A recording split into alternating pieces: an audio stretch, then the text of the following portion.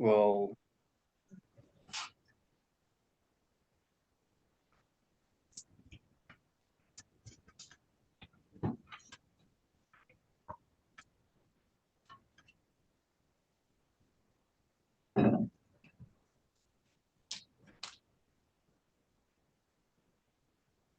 Right. So then if you're ready, we're pleased to introduce you. All right. So welcome everyone to our seminar series today for CPSRC. Today we have Dr. Danny Abramovitch, who is at Agilent, and he received a PhD and an MS from Stanford, doing actually work with Gene Franklin, and many of you and myself have learned control systems from work by Gene, I imagine. He has spent most of his career at HP Labs and also Agilent Labs, and doing a lot of work there relating to spectrometry. That's one of the divisions he was part of. And then he's very well known in the community, and also is a fellow of IEEE, has held multiple leadership positions at multiple ACC conferences. And next week, he was telling us he's going to give us a tutorial about some of the material that he will present today. He knows quite well popular methods that are practical, that are ready to be deployed, and he has a lot of experience on microscope, disk drives, phase lock loops, laser interferometry, computation control systems, and you can look at his bio on our website, many other things. So Danny, we're really pleased to have you here. Thank you for joining us, and looking forward to the seminar. Okay, so what I'm going to try to do is I'm going to speak quickly on this because I had a choice of cutting out some slides or speaking more quickly, rapidly. And then anybody who knows me knows that I'm not going to cut out slides if I don't have to. So basically, this talk is basically about real-time computing issues for control systems. My co-authors on the main paper are Sean Anderson from Boston University, Cam Liang from University of Utah. Bill Nagel just got his doctorate under Cam Liang, and Shalom Rubin got his doctorate at the same time, I think, as Cam did. No, he did a master's at Washington when Cam was there, and then his doctorate at UCLA, and he's now at the University of Colorado. And these are all people that, you know, basically I've collaborated with a lot, and we put together this tutorial session. I assume I'm just seeing a lot of the stuff from the Zoom stuff on my slides, but I'm hoping that that doesn't show up on the screen and you guys can actually see it. But question becomes, why talk about computing in feedback systems, right? Why do this? It's not an easy topic. And my main reason for doing this is, and you know, after a certain amount of skills that I've amassed over a long career, as Liam Neeson says, and taken, it just has significant differences from conventional computation and from DSP computation or stuff that you do in machine learning. The use in the feedback loop has to be sensitive to delays and noise around the loop, which is very, very different from either of those other two applications. And so we have identified 4 computational signal chains that are in, if you have a single input, single output feedback loop, you have these. If you have MIMO or feed forward or something else, sorry, I'm going to try to, close it. Okay, great. Then you have more. And reasonable people can argue, and you know, one of the reviewers did, that, well, that output signal chain, that input signal chain, the physical system, could all be wrapped up into, you know, zero order hold equivalent, as they do in their book, right? So basically, kind of know who the reviewer is because they basically cited a book that they wrote. But basically, they basically said, oh, you could wrap this all up, and that's true. You can do that. And in fact, Gene Franklin, that's his, you know, one of his big contributions is the direct digital design. And the issue with that, if you only do that, is that that removes those blocks, the output signal chain, the input signal chain, and the physical, which can include sensors and actuators, from your design process. I mean, once you've wrapped it up into the zero order hold equivalent, you've said, I can't do anything about those ever. Whereas if you're a control engineer, you should be looking at, you know, the circuitry and the input signals ADCs, the converters, where the sensors are, and all of that, and the physical system, if you want to make this, if you want to do this for real. And so basically, if you don't do that, there are consequences. And because other people who are not sensitive to the issues of a feedback loop will make those choices for you, and that can be really, really bad. And what happens often, and I've had this happen to me in my career over time, is somebody who's brilliant at circuit design, yeah, they put in circuits and they're not sensitive to latency issues. And all of a sudden, you basically, your phase margin is just gone away completely. I mean, you're basically operating at a third of the bandwidth that you could have if you'd had a conversation with them earlier and they'd chosen a different set of circuits, which they're fully capable of doing. And one of the common examples is if we go out and we buy a data acquisition system, well, these are designed for open loop operation. They're designed for, there's not going to be feedback involved in them. So how you design those is very, very different. Okay. So I'm going to argue that those signal chains have to be in our design space if we want to do this stuff for real. Okay. And if we want to then do that, we have to understand the principles of those different chains and how they affect the loop. So we have to do a little bit more than just control design. Okay. So discussion of computation as computation technology changes rapidly. Everyone, it's kind of one of those like in Game of Thrones where the Dothraki said, it is known, right? So it is known that, okay, computation is a key part of a computer control system. This is like obvious statement, right? And computation technology advances rapidly. That's Moore's law. Now I'm going to use, when I say Moore's law now, it's an umbrella for all the advance of technology, computation, ADCs, DEC, all the micro MEMS systems, all these things advancing very rapidly because of, our ability, because material scientists are really good at giving good materials that make smaller and smaller devices.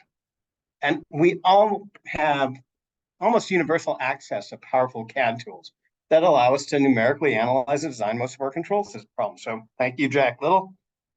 I'm old enough to remember when a lot of us were rolling our own, control design software, and Jack and Steve Bangert, and they founded the MathWorks, and all of a sudden made this stuff affordable to grad students and democratized this whole process. So, I don't think people realize how powerful how big a change that was in the world.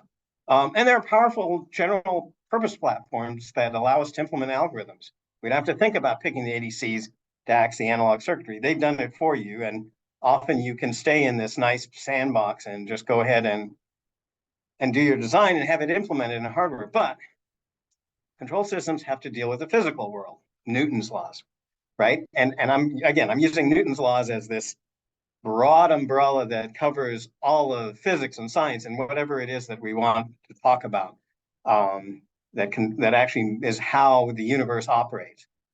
The thing about Newton's laws is, I don't know if anybody remembers, a few years ago, there was, maybe a decade ago, there's a commercial about this honey badger, this little YouTube video. And basically honey badger is this really nasty, mean creature, and it doesn't care about anything else, right? It's just meaner than everything else.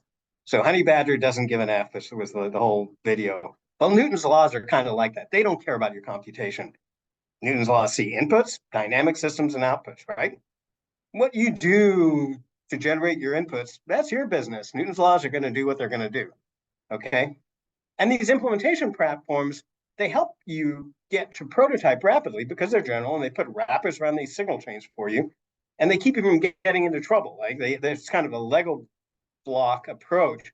They give you safe universal connections to those blocks. So, for example, Xilinx, that makes FPGAs, knows that there's a lot more programmers of Python that would like to take advantage of the FPGA speed than there are people who know how to basically translate their stuff into VHDL or Verilog, right? So they made this pink, which is Python on a zinc, that allows these people who know nothing about hardware to compile their stuff from Python all the way down into FPGA. But that means, of course, Xilinx is making those choices for you.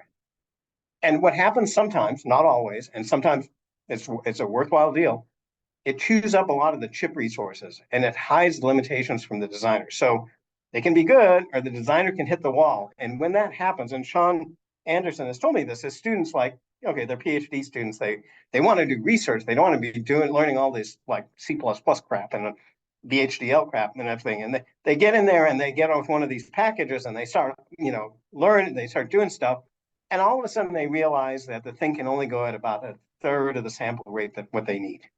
And they're stuck, right? Yes, they got a prototype, but they can't move beyond that without backing up and rolling their own, doing some stuff, learning more about the computation side.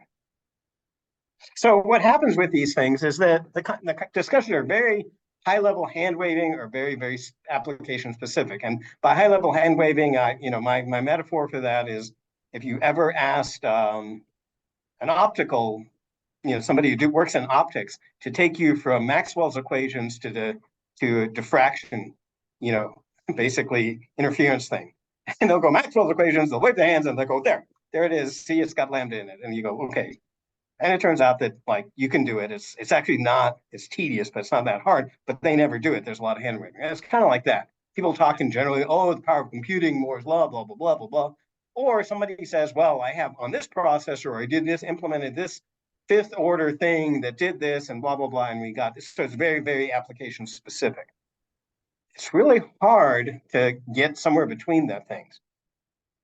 And so, sorry, I'm going to back up a second. So the fundamental idea behind all this talk is that the technology changes rapidly, but the principles that govern each of the signal chains don't, okay? And if you can buy into that, the rest of the talk is useful, okay? And if that's not right, then the rest of the talk really isn't that useful, okay? But the idea is that there are certain things that have to be in the signal chains that you see over and over again, and they're governed by certain things, and basically they give you constraints, right? And on any given problem, some constraints are active and others aren't. But if you understand the principles of each of these chains, you can say, okay, here's where I am. Oh, this one over here is the one that's going to nail me. And that's where I might need to update the tech or change the architecture. And now here's this fundamental thing that I keep quoting to people, which are Newton's laws take precedence over Moore's law, and they always will, okay? Now, to really take precedence, we used to say Newton's laws trump Moore's law, but that word's kind of been ruined. So we say Newton's law takes precedence over Moore's law, and they always will. However, the thing about Moore's law is it helps us read the fine print of Newton's laws. So it helps us get our computation a lot closer to the physics than we used to be able to do before. So if you're willing to buy into that, if you're willing to understand both Newton's laws and Moore's law, there's a lot we can do that we weren't able to do before. And that's kind of what I think is the benefit of that. And you can say, well, I'm a great programmer. I do stuff in MATLAB, or I do stuff in Python. And I realize that the youngins that Python is kind of taking over a lot of the stuff because it's free and people have copied most of the features of MATLAB.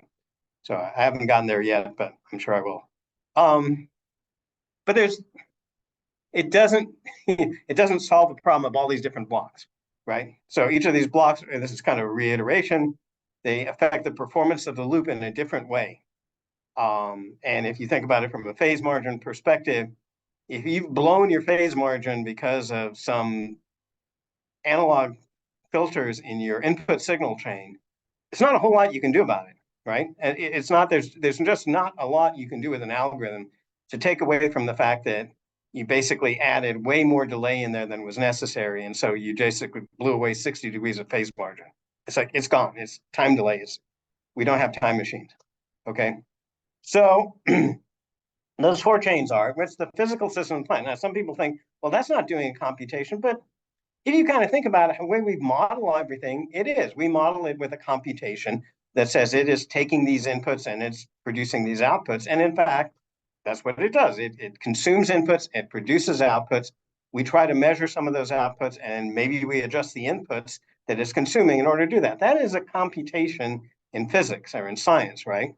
There's also the computations in the input signal chain, and those in the output signal chain. And some of those include some DSP, and certainly some of them include, analog signal processing, and some of them include mechanical signal processing. In the early days of, before they had op amps, the way you would basically target a gun, on a ship or something, is there was a mechanical solution to the equations machined into these cams And so when you see the old movies where people are turning knobs on ships when their ships in battle, you're like, why are they closing the window? They're not closing the window. They're dialing the pointer to the place where they're supposed to be. And the thing that follows that cam, along basically says, oh, that's my solution. And it basically does the firing solution. So when they talk about a firing solution, it's a solution to a bunch of equations. And then there's the computer itself, right? And people, again, on this, they go, well, that's not a signal chain because it's all inside the computer. And I go, well, but it is. You think about it, data comes in on one end, it gets through a change of format, it gets handed from subroutine to subroutine, and it goes through communications channels until it gets to the output thing. So that's a signal chain, right? And all of those pieces in there, if you don't think about it as a signal chain, you might say, well, you know what, I'm going to put in a thing that's going to average 100 samples. So I have a lot less noise. Okay, well, I just put 50 sample latency into my computation because I didn't think about it as a signal chain. So you want to kind of think of doing that. And each one of these had its own potential latency, jitter, noises. We typically only think of those, latency and noises and around the plant, but each one of these chains can produce that. Now, if you remember Gunter Stein's Respect the Unstable talk, which, I was a young graduate, just out of grad school. I'm the 10th row of the audience, so that's kind of Woodstock for control engineers. He talked about Bode's integral theorem. And what Bode's integral theorem teaches us is that once noise gets into the loop, we can only adjust where we amplify or diminish it. We can't get rid of the noise. And causality means that once latency enters the loop, right, we don't have time machines, we can't eliminate it. So we want to get rid of these things before they get into the loop. And jitter is basically an uncertainty in timing that makes everything worse. And finally, none of this may matter if your physical system time constants are so slow compared to your computation that it just doesn't matter, right? You're just going so much faster, it doesn't really matter. But that's not always the case. And it's also very good to know when you're in that situation and when you're not, right? Especially when you're not in a situation when you can just swamp the problem with a lot of computation. So this is there's two drawings I've used in the past year and a half that have been very instructive because I've been trying to explain to people, look, I talked to a lot of people who are involved in signal processing, right? And signal processing people, they want to do everything with an FIR filter. It's like, oh, well, I need more. Okay, I'm just going to add 100 more taps to this FIR filter. And if you're a control engineer, your head's exploding because you're thinking of all this extra latency. But from a signal processing world, what do you have? You have this nefarious blob of a thing out there, and it may have process noise, and it may have something generating an input to it. It may have disturbances. And it sends out a signal, set of signals that go into a physical system. Now, if we could access those inputs, we wouldn't need to do all that filtering, right? The issue is what we'd see is how the physical system is responding to all those inputs, those unknown inputs. So what we get when you're trying a signal processing thing is what you only get is you get measurement noise and measurement disturbances. You don't see what control engineers would call process disturbances. Okay. That's what's and we will never take that output, the filtered output, and affect the input of things.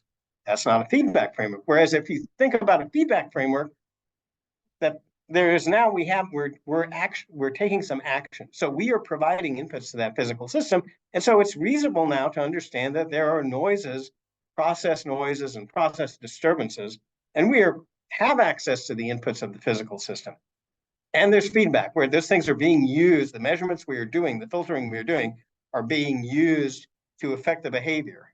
So it's a very different mentality. One of the things in the top pictures, that's one of the reasons why they're so fond of FIR filters, right? They don't have access to the input. Well, we like IR filters because they're shorter, but also because we have both input and output. Okay, so it's one of the things that you have to get around when you're talking to people is that much of what's written about real-time computation is from a filtering framework. And many of the tools that are there are from a filtering framework. If you are sensitive to latency and sensitive to noise being fed back, your entire perspective has to change. And this is a difficult thing to teach people sometimes, but we really have to do it, and we have to be aware of it ourselves. So we can't just blindly take a DSP algorithm and say, oh, that's going to work. We have to make sure that it's in a form that doesn't kill give us a ton of latency. And this is more on time delay and latency. And I was trying to, this is about a year, a little bit more than a year old plot, but I was looking at, there's general sources of time delay, right? If you think about it, what happens is a lot of times when people discuss it, they only talk about one of these. But really, if you think about them around the loop, there's four of them. There's the physical properties of the system. There's a sensor and actuator. There are conversion delays. And then there's computation and sample rate delays, okay? Well, one of the things that control engineers, a lot of people will say is, okay, well, we just sampled faster. And that's fine. I mean, sampling faster helps. But sampling faster doesn't do anything about your physical properties of the system or your sensor and actuator effects, right? It's basically, it helps your computational stuff if you can compute fast enough to get done between samples. And if you have better converters, then you can shorten your conversion delays. But if you just take a look at the consequences of delay, right? So what does delay looks like? If we do a Bode plot, right, it's e to the minus S delta, right? And then you do J omega. And so it has unity gain, and it has this phase that falls off. I think it's linearly, but we're on a log plot because that's what control engineers use. And so it looks like that. And you say, okay, well, I'm going to change I'm going to sample faster. Well, this little FNY has nothing to do with New York. Those are Nyquist, right? And I double it, triple it, quadruple the sample rate, so I can triple there. All I'm doing is I'm pushing the wall of that stuff further. I didn't change the delay, right? I just made more room to work. But if I want to work close to F Nyquist 4, I'm operating with a lot more delay, right? So that's the thing you have to kind of realize. The physical delay is immutable. It's there unless you change the plant or the sensors or the actuators. Sampling fast doesn't do that, but it does give you some space to do some work. And if I want to look at this again, this is the plot. We like to do stuff with with transfer functions, and so we need a pole zero model, so we use a Pade approximant. Almost everyone does that, and this is a first order one. And you see right away, oh, there's a non-minimum phase zero in there, which is it's not great, right? We tend to not like non-minimum phase zeros. Luckily it's got a stable pole, but if I plot this thing, right, I've got okay. And the greater the delay, right? The closer this thing gets to zero, right? As delta gets bigger, these things basically get closer and closer to zero. All right. So, which basically what it means is it's affecting the rest of my bandwidth a lot more, right? So fast sampling doesn't make the physical system, it just pushes the Nyquist frequency to the right. And we do the Pade approximant. Okay, now I'm going to discretize it with the trapezoidal rule. And the reason is this is a fairly simple transfer function, but also I've done several discretizations of it.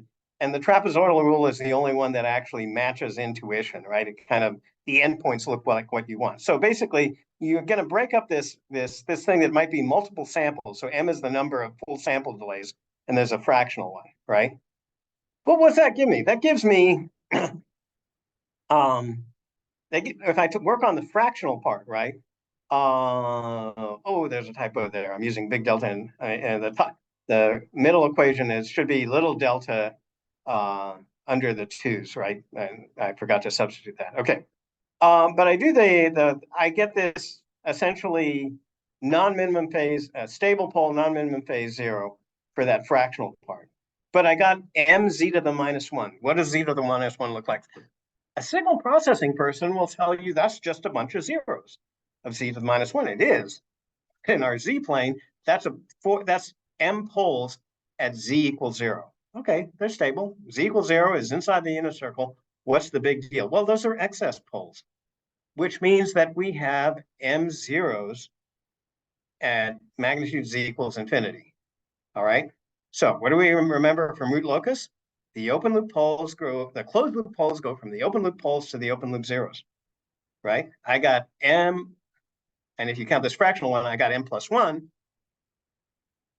poles, open loop zeros outside the unit circle.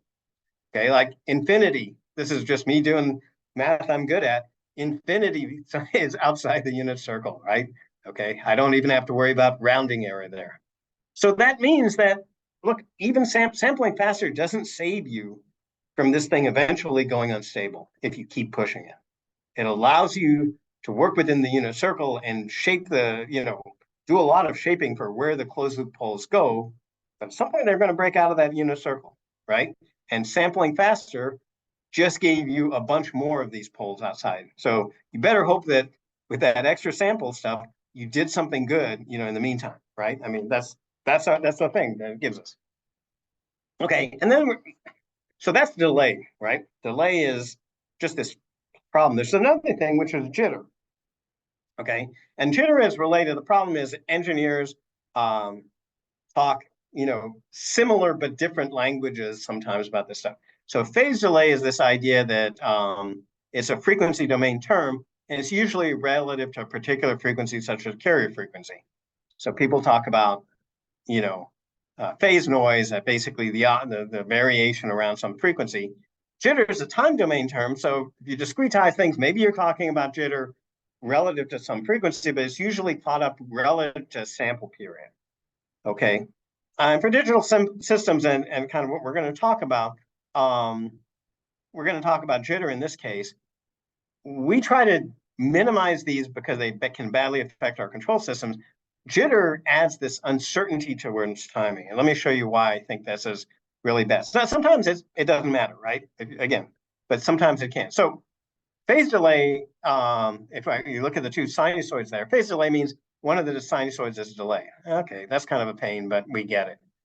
Phase noise means that, I'm not uncertain about where I am in time, with this, well, I'm at a place in time where the sine wave is in time relative to where I am is some question. But because it's got a slope and it's smooth, it's not, if the slope isn't that bad and the phase noise isn't that bad, the difference in, a small change in timing of the sine wave means generally a small change in amplitude of the signal. That's not such a big deal.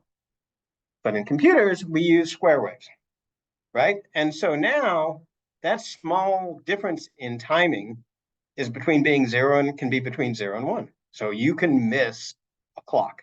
You can miss a sample instant, okay? Maybe you don't, but it can happen. And so again, this is an illustration. It's all relative to the sample period. So if the sample period is large compared to your jitter, not a big deal. Okay, but now I've made TS2 is 1/8 the size of TS1, and now you see that in this case the jitter actually is bigger than a sample period, right? Which means I could miss samples, right? I could absolutely, if I have this computation time that is shorter than my sample period, but I have this jitter in that computation time, sometimes I miss a sample and sometimes I don't, okay? That's a lot of uncertainty because, and again, a lot of systems, in fact, they're so well damped that, you miss a sample, it's not that big a deal, really. And so what happens is a lot of people work on those kinds of systems and they go, why are you constantly terrified of all this stuff? It's because I've worked on systems where this is a big deal, right? Lightly damped systems that aren't that stable, things that are really fast. But if things are, squishy and slow and well damped, maybe it doesn't matter. That's why it's important to understand the dynamics of your system and where you are relative to your computation. This is this whole sea of things I'm trying to talk about. Okay. So what do we want, in order to avoid this? Well, we want deterministic computations. That means the amount of time it takes for me to do a computation, I know what that is. I can predict it. It's repeatable.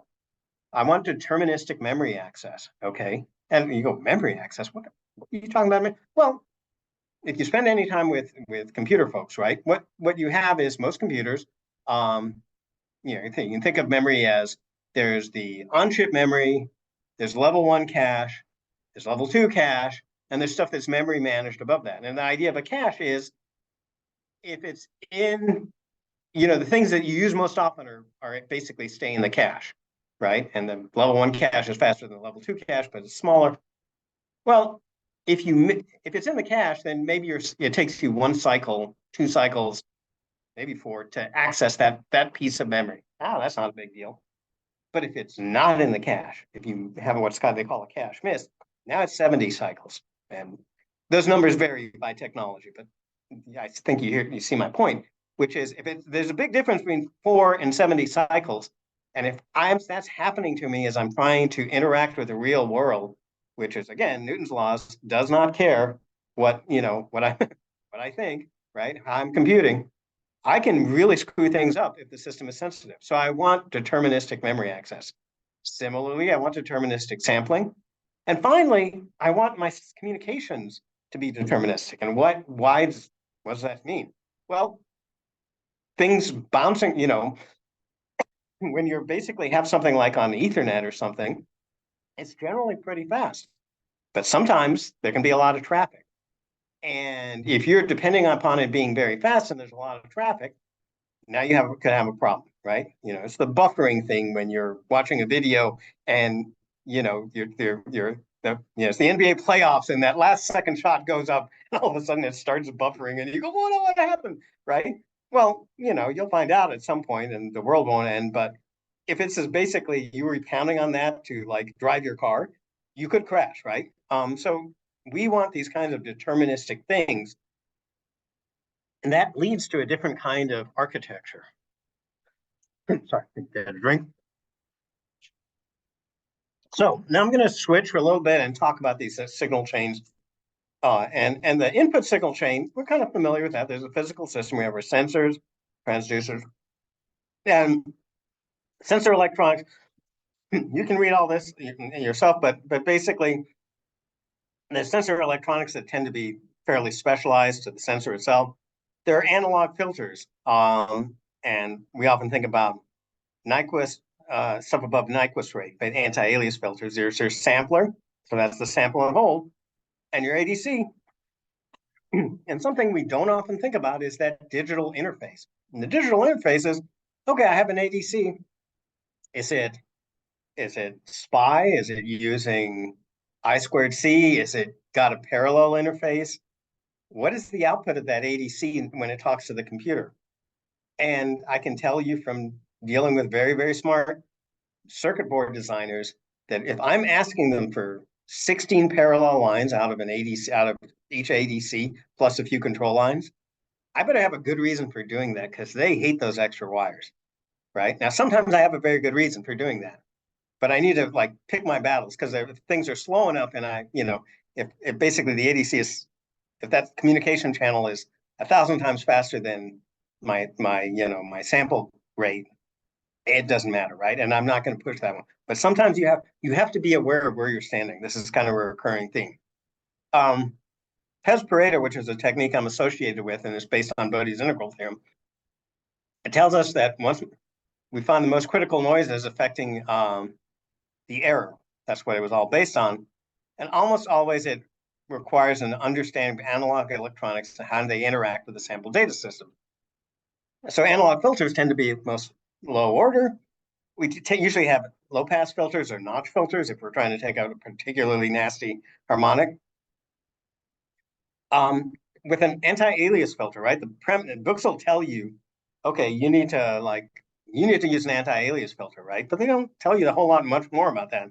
In particular, they don't tell you, okay, what's my phase hit going to be? How is that going to affect? So the plot that you're saying, and notch filters, I guess I forgot I put in a remark about Tuco, but if you hit the mark, they have a much smaller phase effect. So basically, if you have a particular frequency spike and you can basically hit it with a notch filter, and Tuco, this is a line from The Good, the Bad, and the Ugly, where he goes, but whoever misses with Tuco, you better miss very well, right? And the whole idea that if you miss with a notch filter, you better miss really well, because otherwise you screwed something up at one frequency and you've let that thing go through on this other frequency. And if it's within your loop bandwidth, you have even more problems, right? So what about modulated signals? And I don't talk about modulated signals that much in this talk because we just run out of time. But here's a disconnect, right? We teach about anti-alias filters, but don't teach the trade-offs. And so I just plotted up these really simple anti-alias filters. And this right here at a kilohertz is the Nyquist frequency. Okay, so I put the corner frequency at the Nyquist frequency. And then you look at the phase effects at what Nyquist over 5 or Nyquist over 10, and it's pretty bad, right? A fourth order Butterworth filter, right? In order to get the kind of so that's the blue curve. In order to get, the kind of roll off that you want on this thing, you're basically taking at Nyquist over 5, you're taking 30 degrees of phase margin. Now, just think about your algorithms.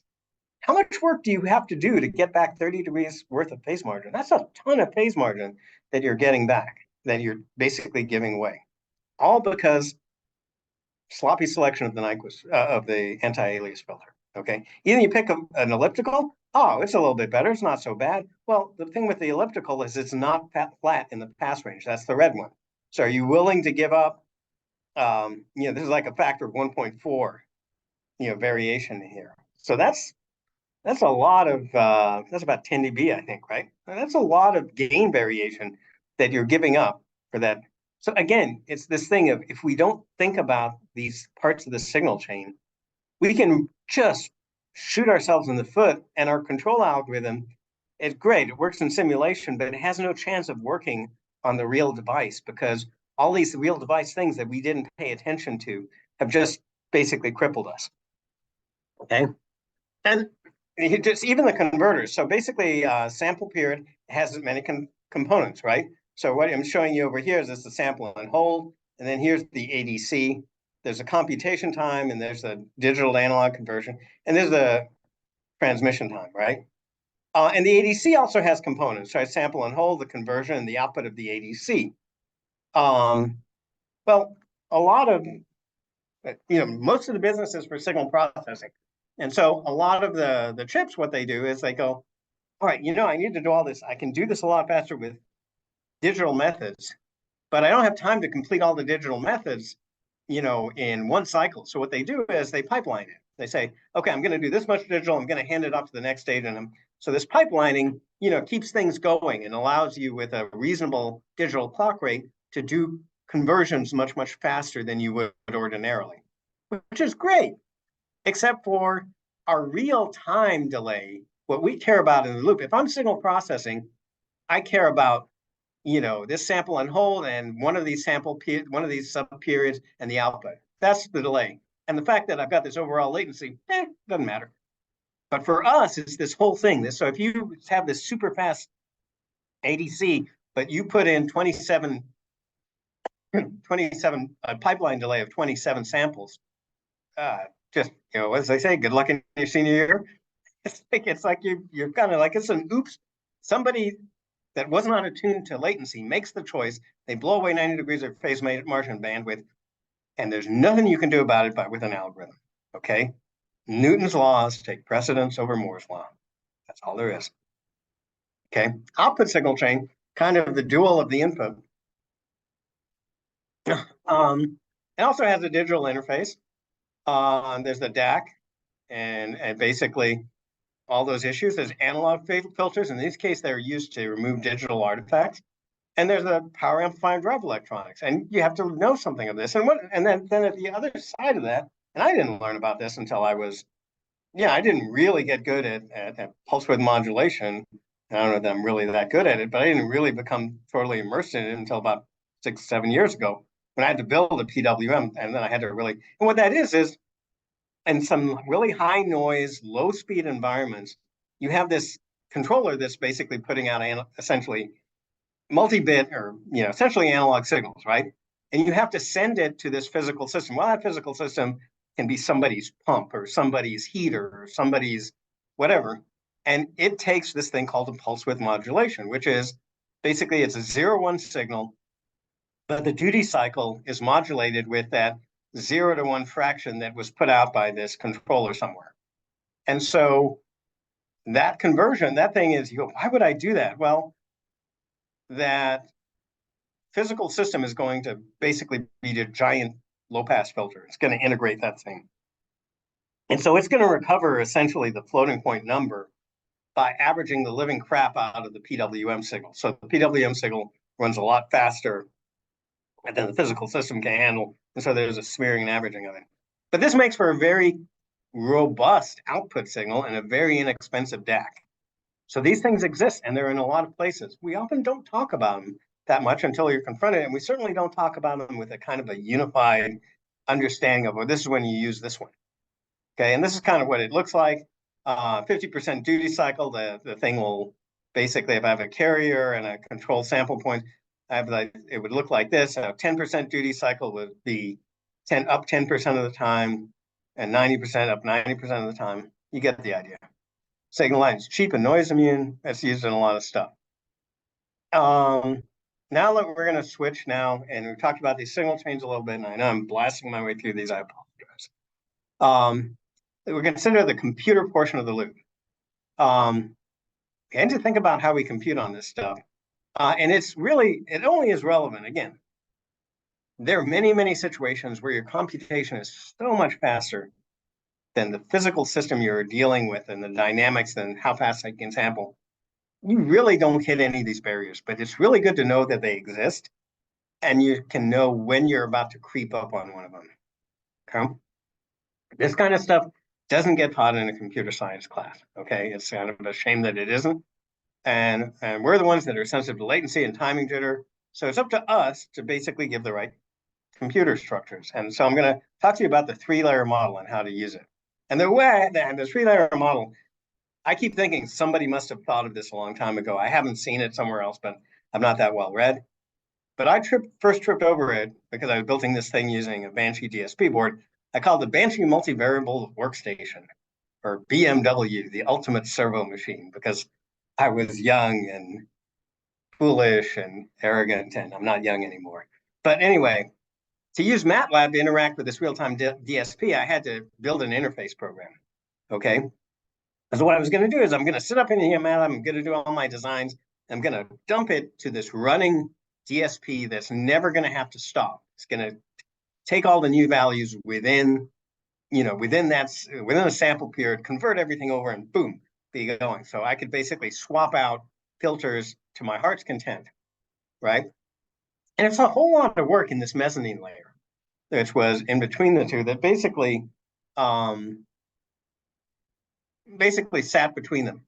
And I thought it was, over the years, I kept seeing these 3 layers, the top layer, the mezzanine layer, and the hard real time. Mezzanine layers are least well defined. So I'm going to start with what I call doing time, hard real time. This is one of those things where, there should be some sort of cop music playing. But basically, the processing here has to meet the physical system timing, right? Again, Newton's laws don't care what you're doing. It's up to you to respect Newton's laws. So missed clocks are bad, especially when controlling devices or trying to make sense of sampled signals. The faster the physical world, relative processing, the simpler the processing has to be, right? Because you have to match physics, not the other way around. So there's a lot of simple but time-critical tasks. Maybe they even aren't that fast. They have to happen at a certain time. So if you want to take one large processor for one of these simple tasks, it's pretty wasteful, okay? So you either want a lot of lightweight processors in parallel, or do you want to do multitasking round robin on a single powerful processor?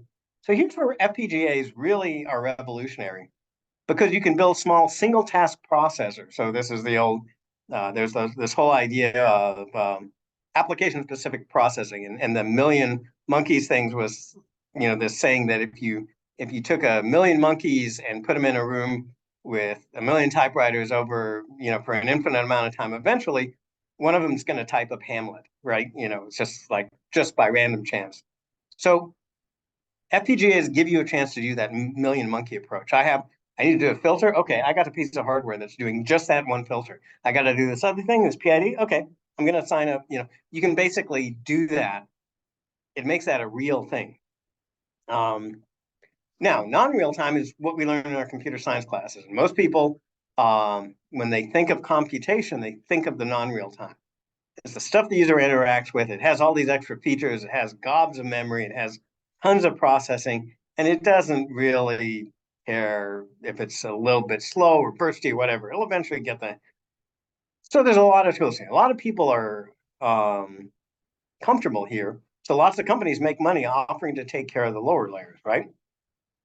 And when the non-real time is so much faster than the real world, right? Which often happens, right? You have this process that's really, really super fast. So you basically put some APIs and drivers around. I keep getting you basically put some drivers and wrappers around it, and your main processor can go and, okay, do this. And you go, okay, well, it's not that efficient, but it doesn't really matter because my main processor is so much faster than this other thing, the stuff that's going on. It's never really going to matter that much. There's two dangers with this, right? And it only works if the main processor speed swamps the physical system dynamics, the processing. And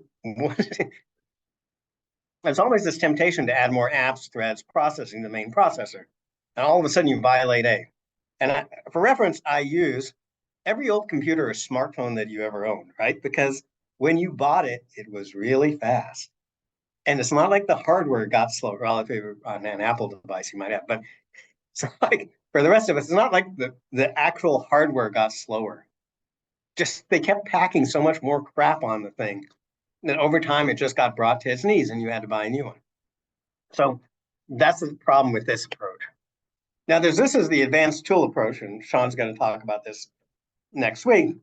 But you basically have stuff that actually encodes hard real-time stuff, but it's done from a tool case. So basically, all these companies have these various ways of allowing you to sit in some high-level thing and do hardware in the loop simulation, which actually means, oh, I'm going to take your control design or your block diagram of simulating or whatever, and I'm going to just dump it for you, and it's going to run on this hardware, so long as it's this hardware that we've already defined, and you don't mind using our ADCs and DACs and blah, blah, blah. But in a lot of situations, that's not so bad, okay? So, geez, am I really that slow? Okay, I'm gonna have to speed up. Sorry about this. Okay, so basically, there's a whole bunch of this stuff. And so the BMW, you connect the layers, you need that mezzanine layer, and the mezzanine is basically keeps the top and bottom layers happy. That's what it's supposed to do.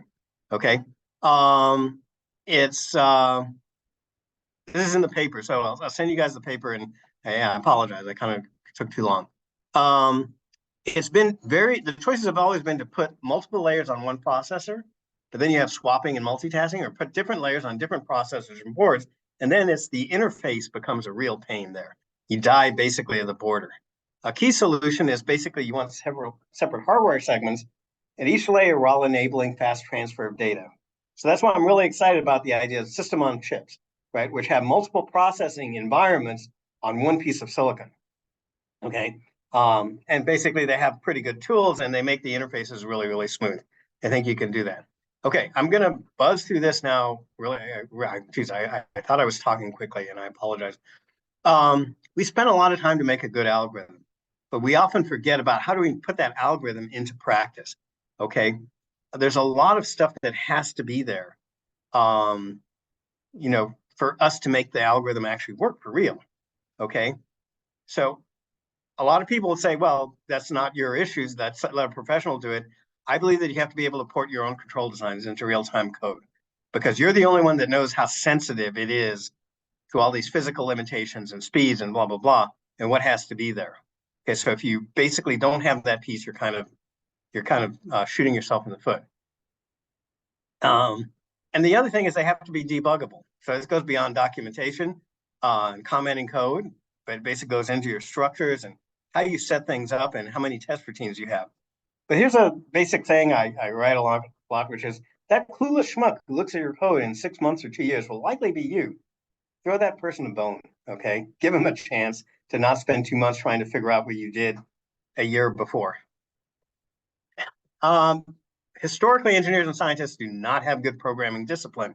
They're too clever, right? So they're good at writing a page of algorithm and scripts, but those don't scale well. The tedium of basically putting in all the safety measures allow it to run super fast or run on what worked for one second order system, making it work for a 20th order system. That's harder.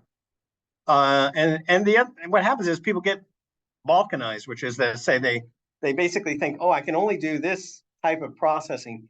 This algorithm happens at this level because I'm comfortable at that level. But if you basically have this three-layer model, you might say, well, I do a version of filtering in real time, and I do a different version of filtering of the same filter in non-real time. And one of them has access to a lot more data, and one of them has access to a lot more algorithms, right? So you should be able to use both of those. Now, most human-built implementations of feedback controllers are basically filters, okay? And be analog filters, but we're just going to talk about digital filters. They're subprograms of a main loop, compartmentalization.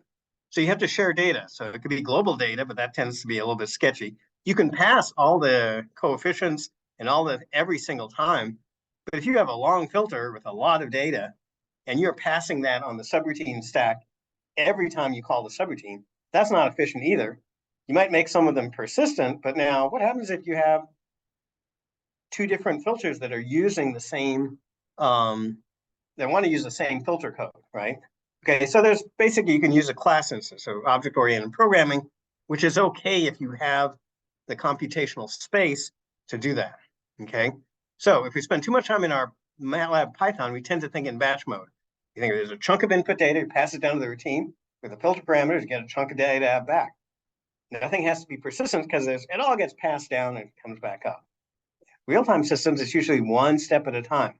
We want general routines. We don't want to pass all these parameters down. These filters run forever. The other thing is we need to be careful about memory leaks and numerical stability. So if I take this IIR filter, right? Well, they're filter coefficients, and probably we only need to send those down when we initialize the filter. There's previous filter inputs and outputs. Okay, they're not going to, they're going to change very, very slowly. So we really don't want to pass those on the stack either. And there's current filter inputs and outputs. Now those change every time, right? What's the most recent stuff? You get new input, you generate a new output. Okay, so those are the things. So you have to think about this in terms of, how do I build an efficient routine so I'm not wasting a ton of the computer time doing stuff that doesn't help me with my real-time system. And the first set of filter parameters we should check is the wire. Now, the wire was the name of a epic, let's say 1990s aughts show on HBO. So Omar was a funny kid. But basically the wire is, I take the input and I shove it on the output, right? Okay, and you go, what? That's a stupid thing to do. Except that 50% of the time when I write a new filter routine and I do this, the routine fails. Okay, it's not numerics. It's not, it's because there's something wrong in the routine. And I'm not confused by that because I know it's the simplest damn routine. And then you know what I do? I set B naught and B1 equal to a half, right? So it's an averager. And then I add a denominator thing. And you make it super simple, right? And make sure that the mechanics of the operation work. This is basically this thing, the wire. Most of my coworkers do it now, right? Because they go, okay, yeah, it just keeps you. So the wire, do it all the time. And depending on your time constants, you may be counting clock cycles, right? So when speed is critical, we may have to ditch the floating point for fixed point. It's faster, but it has some sensitivities. And while the zero to hold equivalent is exact for discretization of LTI systems, it has its issues. It's a convolution integral in the entire model, and it makes it hard to divide and conquer. This is like one of my big things. You lose all intuition about second-order models, and the input-output difference with other methods drops as the sample rate goes up. So it may not be necessary. And so I'm just going to talk about PIDs, and then I'm gonna stop because I'll have gone for an hour, and I apologize. There's more stuff in the paper, but basically PIDs get used. One of the things about it is, look, it's the only thing that ever gets discretized with a backwards rule. Why? Well, if you take an unfiltered derivative PID and so discretize it with a backwards rule, you get something that looks very much the same in the digital space. So it's very intuitive. Okay, it's really easy then to relate the two. And people like that because they can debug it. They're very standard, but every provider has their own, right? So we need a Rosetta Stone that says, okay, you bought it from XYZ Corporation, and really what they sold you was a thing that has this form, and it's related to all these other PIDs this way. So many people that I've met in industry have difficulty relating the PID they have to anything they can analyze or anything else. And they're often treated as a separate topic, which I think is kind of silly. Okay, I'm going to skip through that. There's a whole stuff about how you do pre-calculation. All right, it's in the paper. I apologize for having chewed up so much time. And one of the things I'll say is one of my rants is most state space stuff, right? You want to basically quiet a room of control engineers, they're showing you the 10th order or the 20th order state space model. You go, okay, I see position up there. Where's the velocity? And they stop and they look at you like you ran over their dog, right? They can't. The structures don't allow for that. So I have some certain structures. Again, they're in the paper and they're in some other stuff that talk about, okay, you can redo state space in a way where the continuous time and the discrete time actually are relatable to each other. And so I can actually get velocity. What I'm showing you here is that, those straight lines with the step response, I have the square wave, and these are velocity, basically, and then position is integrated. So it's a double integrator, right? But it actually double integrator done right. I'm going to zip through these.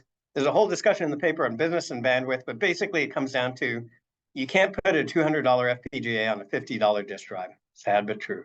Okay, how much you can spend gates what you can do, and you should be aware of that. Okay. Sorry, I gotta zip through these because I took too much. What about AI? I'll close with that. What they're usually talking about is machine learning. A lot of people don't know where AI can help them. One of the experts here, who's actually for real and not, basically points out that the big difference between now and the 80s and 90s is that there's a lot more computing power and a ton more data, right? And most of the people who work in this kind of stuff don't have the training in dynamic systems and feedback. So we have a real challenge because part of our computational issues, feedback systems are still there when the system is making use of any sort of machine learning. Okay, so this is the summary. You got 4 main blocks of computation and feedback system: the plans computation, the input signal, output. Each of these has its own things that can affect the overall loop performance. If you bundle everything beyond the converters into one discrete time model, it's useful for reality checks, right? You should do a comparison. But bundling them, despite what they say in the Progressive insurance commercial, in this case, bundling doesn't really help you. It makes no sense to have an optimal algorithm on a blazingly fast computer and have crippled it because you picked the wrong ADCs and anti-alias filters, okay? That just makes zero sense. Sorry. We also need to be more conscious of our computation programming issues. How do we match our structures to the computing environment? And how do we structure our filters, our state space models? And can we compare? Can we debug our state space models? Can we compare them to physical signals? This is one of the things I've been, passionate about, trying to get this idea of you can make state space that actually where the digital one matches the analog one pretty damn well. Okay, and I can pull state. I can get some physical intuition from my discrete time state space state. Technology changes at a breakneck pace, but the principles that guide us don't. And so anyway, that's about it. Oh gosh, sorry, I need to change my animation. And that's about it. I apologize for zipping through the last part very, very quickly. But I wanted to get you out of here. I'm happy to sit around and take questions, or let people catch their breath or get some coffee, whatever you need to do. But that's it for right now on this talk.